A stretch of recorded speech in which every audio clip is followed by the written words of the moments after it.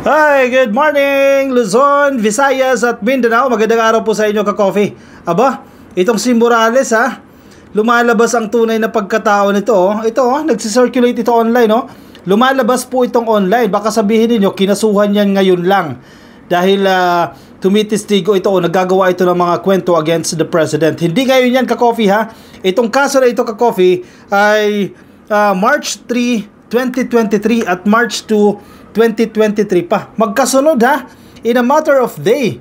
Isang araw lang ka-coffee yung diferensya. Magkasunod yung kasong kinaharap nito ni Morales. Malinaw na questionable talaga ang kredibilidad nitong ex-PDEA agent. March 2, yung kaso niya, false testimony. Paano nyo i-deny ngayon yan? False testimony. Gumagawa ng mga peking testimonya. Tama yung sinasabi ni PBBM dito Jukebox king itong si Morales Hulugan mo lang, kakanta. Basta hulugan mo. Basta may bayad, kakanta. Professional liar. Yan tama ang description ni Presidente dyan. Paano sabihin yung fake news yan? Ayan Morales Jonathan E. Apruebo. False testimony yung kaso niya. CC number 16-0269. Ayan, may serial number. Samantalang yung pinapakalat na dokumento ng kampo nila Maharlika, walang serial number. Ito may serial number. Yan dapat, March 2, 2023 yan. Hindi pa siya lumalabas niyan, ka-coffee Hindi pa siya nakukontrata ng kampo ng oposisyon para magsalita against the president.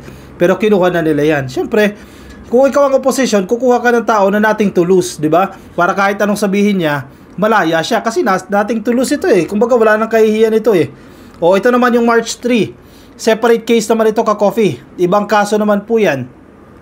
Morales Jonathan E. Apruebo, violation of Section 91 and 92 of Republic Act number 9165. Ang CC number RQZN 19-09886 and 87-CR March 3, 2024. Yan dapat may serial number. Questionable talaga ang kredibilidad nito ni Morales. Tapos, ikaw Bato de la Rosa, Senator Bato de la Rosa, paniniwalaan mo agad lahat ng sinasabi nito. Hindi naman pwedeng ganoon yun.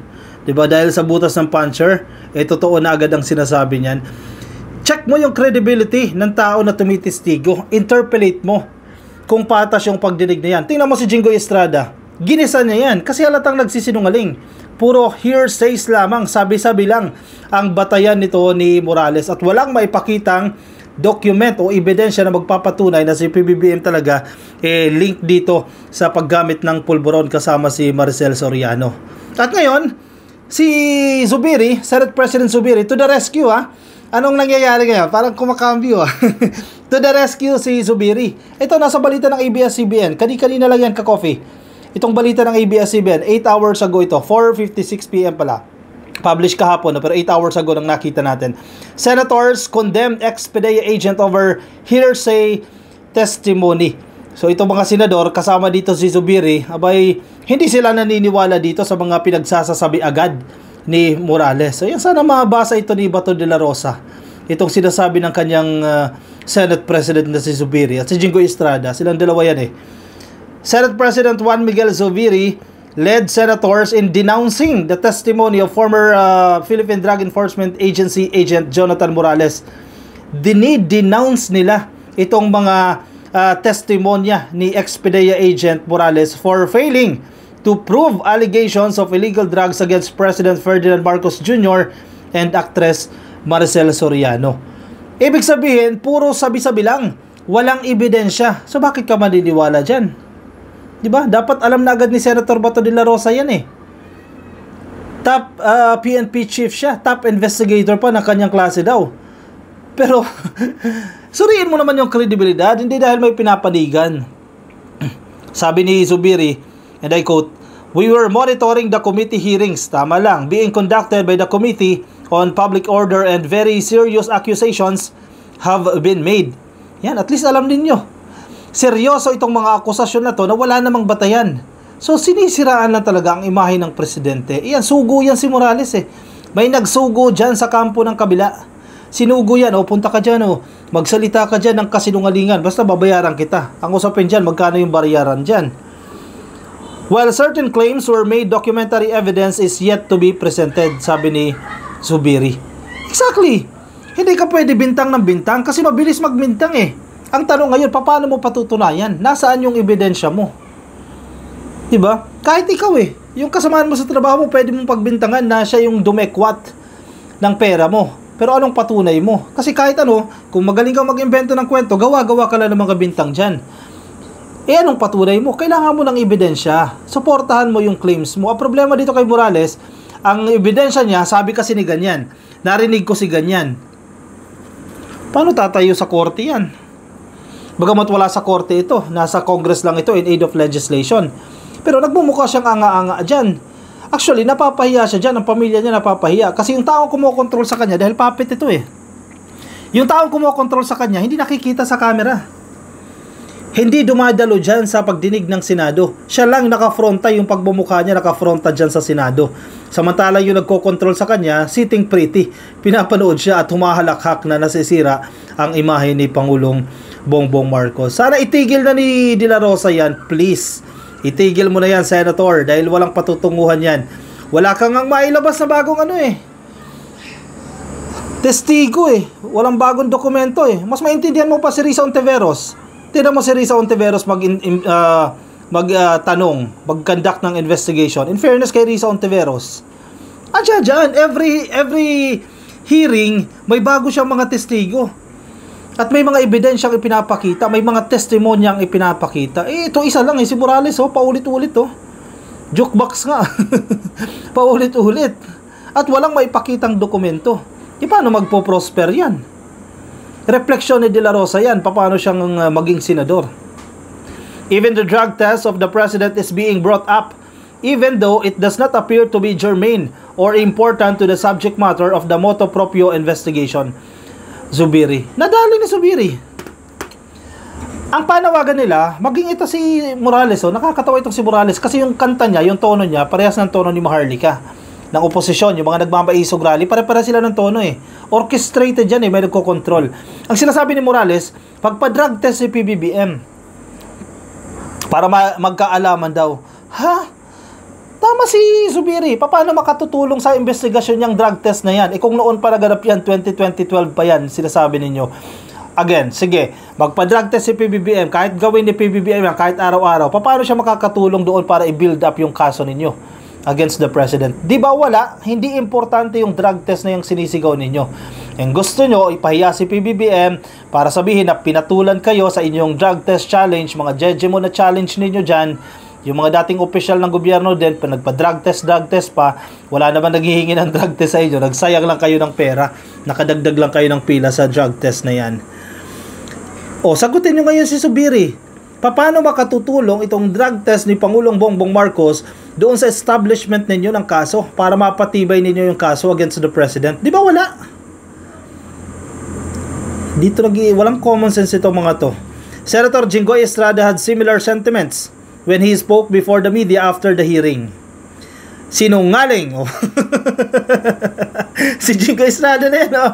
Sinungaling. Like quotation ito ha, verbatim. Sinungaling. Polluted. O, ganyan na ilarawan itong si Morales ha. I've already established that the president is not involved. The president is not included in the drug list and even Maricel Soriano. Dagdag ni Jinggoy Estrada. Estrada earlier accused Morales of lying as the latter only pointed to a confidential informant he could not remember. Oh. Napanood ko yan, yung parte na yan. Pinipiga siya ni Estrada. Kasi sinasabi ni Morales, meron siyang informant. O sino yung informant mo? Huwag mong pangalanan. Ang problema, ang natatandaan niya lang, babae o lalaki, yung gender lang. At ayaw niyang sabihin, kahit bahagi lang ng identity nito, para dahil baka daw may ma-violate siya dun sa rights ng kanyang informant. Estrada earlier accused Morales of lying. O yan, malinaw na yan na nagsisinungaling talaga itong si Morales. Alam mo ikaw Morales ha, sabi ni Estrada ha, nagbabanggit ka ng pangalan ng mga personalidad, ultimo pangalan ng presidente, ultimo pangalan ng iba't ibang sikat na artista na wala ka namang ebidensya. Sinasabi galing sa informant, sabi ni Estrada dito kay Morales. Tumpak. Napakabilis mag-name names eh. Pangalanan mo, kahit sino, pwede mong pangalanan eh. Anong ebidensya mo? Ang problema, sinisira mo yung imahe ng mga taong ito. Eh, syempre, may mga anga-anga, mga DDS din, maniniwala sa iyo kasi yun ang pinaniniwalaan nila eh. Diba sa communication, may tinatawag tayong confirmation bias. Maghahanap ka ng mga patunay na susuportahan doon yung sa una na establish mo na ng argument. Diba? Pag may nakita kang dokumento na magko-confirm doon sa pinaniniwalaan mo, doon ka na. Confirmation bias. Yan kayo. Morales said he merely reduced the information coming from his confidential informant into a sworn statement after the informant showed 5 pictures printed from his cell phone. Pinakita daw kasi sa kanya yung pictures na yon. Naniwala na siya dyan. Dapat hiningi mo yan para may patunay ka, di ba? Attachment mo doon para inalaw ka sana sa operations na gagawin mo, di ba?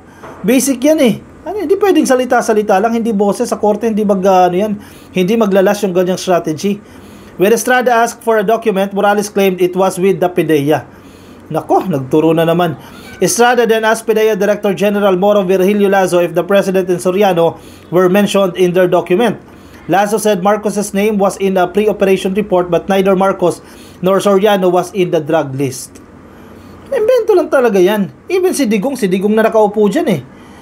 Oh, wala kayong ma-produce na dokumento na yan eh. May access pa rin naman sila dyan. Isang tawag lang yan. O bigyan mo ako niyan. O bigyan mo kay Maharlika para sumikat yung litrato na yan. O kung ang listahan ng drug list na nadjadyan yung mga pangalan na yan. During the Senate hearing, Senator Francis Escudero reminded his colleagues that witnesses should only speak on matters of personal knowledge. Basag si Bato de la Rosa dito. Wala siyang personal knowledge dito sa bagay na yan. Yet, inalaw pa rin ni Bato de la Rosa. Pinaupo niya pa rin yan. Binigyan niya ng mahabang airtime para magsalita at sirain ng presidente. Oh. Tapos merong na namang investigation. May 13 na naman daw. Oh. Gagawin na naman yung investigation na yan. Oh. Sabi na ni Chis Escudero, dapat yung resource person na tatayo dyan ay meron siyang personal knowledge. Ibig sabihin, nandoon siya, alam niya yung nangyari. Hindi yung passing the information, passing the message lang. Binulong sa kabila, tapos yung binulungan, yun yung tatayo dyan sa investigation na yan. Yan sana makuha, ma-pick up ni Bato de la Rosa. At feeling ko naman, ayaw ni Bato de la Rosa itigil to dahil mapapahiya siya. In the first place, PDEA leaked documents. Bakit nagkakaroon ng leakage, allegedly, ang PDEA? Yan yung purpose ng investigation na yan. Eh bakit ka mag-i-investigate? Wala naman talaga nag-leak the document. Ang problema, nalihis na yung investigation na yan. Naging circus na yan. Pinapasakay sila ni Morales. Si Morales, ang daming i-mention, mga isisingit na argumento, na kesyo pinatawag daw siya sa Malacanang, kesyo ganyan, kesyo ganon, kesyo ganyan. Hindi na napunto yung main argument mo dyan kung bakit nagkakaroon ng leakage sa PDEA. When we subscribe our witnesses to tell the truth, only the truth and nothing but the truth, it is limited only to what he knows based on his personal knowledge, sabi ni Escudero. Hindi nagigets di ba to yan? Zubiri warned that hearings should aim to ferret out the trust using evidence of facts. Eh wala kang ebidensya eh. In short, itigil yung investigasyon na yan. We respect the committee's right to perform oversight functions in aid of legislation. However, we just like to remind our colleagues to be very careful not to use the hearings in aid of political persecution. Bugum. Anong say mo dyan, Senator Bato de la Rosa? Ang boss mo na mismo, Senate President na mismo nagsasabi. Ano ba talaga yung intention yan? In aid of legislation or in aid of persecution? May ipahiya kang tao para may bumagsak ang imahe ni PBBM. Kanino ba si De La Rosa? Sino ba naglukluk ka sa Senado kay De La Rosa? Eh di sa tulong ni Digong. Let us try to avoid making these hearings into a political circus or for political witch hunt, sabi ni Zubiri. We could lose credibility as an institution. Correct! Yan na ang nangyayari. Nababawasan ang kredibilidad ng Senado dahil sa ginagawang mga investigasyon na ito na hindi naman talaga in aid of legislation. Maraming magagalit sa amin and due anger and resentment to the Senate by different political clans and parties na ayaw naman natin mangyari. Ewan ko, hindi nagigits ni Bato yan. At the start of the hearing, Senate Committee on Public Order and Dangerous Drugs Chair Senator Ronald De La Rosa assured the public that the hearing is no witch hunt. So ano pala yan? Ano yung hearing na yan? ina-establish na kasamahan mo na mismo, Jingo Estrada na mismo, si Zubiri na mismo, Senate President na yan. Di matigas lang pala ang ulo ni De La Rosa niyan. Hindi na nga ma-establish yung credibility ng witness na yan. Wala siyang personal knowledge doon sa pinag-uusapan. Yet, binibigyan pa rin ng platform, binibigyan pa rin ng mahabang oras at pagkakataon para magsinungaling at mag-imbento ng kung ano-ano. Paano kayo yan? Sakit sa ulo. O siya, anyway, ka-coffee, anong say mo dyan? Ibahagi ang iyong opinion, direction dyan sa ating comment section para mabasa rin po ng iba nating mga ka-coffee. Yung mga nasa Facebook, baka di pa po kayo naka-follow sa ating Facebook page, ang ka-coffee. Ayan, pasuyin na lang ha. Pa-click lang po ng follow. At kung nasa YouTube naman kayo, make sure na kayo po naka-subscribe na sa ating YouTube channel, ang ka-coffee. Yan, click lang po ng subscribe. At sa mga kapapasok lang, attendance check tayo, ka-coffee. I-like lang po yung video na yan. Sige, sabay-sabay nating i-like. I-like lang po yung video na yan. Yan, nandiyan po sa baba. Like lang po, ka-coffee. Alright, maraming salamat po sa pagsama sa akin, ka-coffee. Mamayang Sabado, alas 10, ka-coffee. Wala muna tayong live stream ha, mamayang alas 10 ng gabi. Pero meron tayong mga bagong videos na i-upload mamaya pong alas 10 o mamayang gabi po, ka-coffee. Wala munang live stream ha, wag nyo muna ako antabayanan sa mga nag-aantabay sa atin every night ha. Ngayong Sabado lang, ka-coffee, wala muna tayong live stream. Bukas ulit, Linggo, yan, may live stream ulit tayo alas 10 po ng gabi. Maraming salamat sa inyo, ka-coffee, sa inyong pagsama. Ingat po kayo ha, nasaan man po kayong panig ng daigdig. Paalam.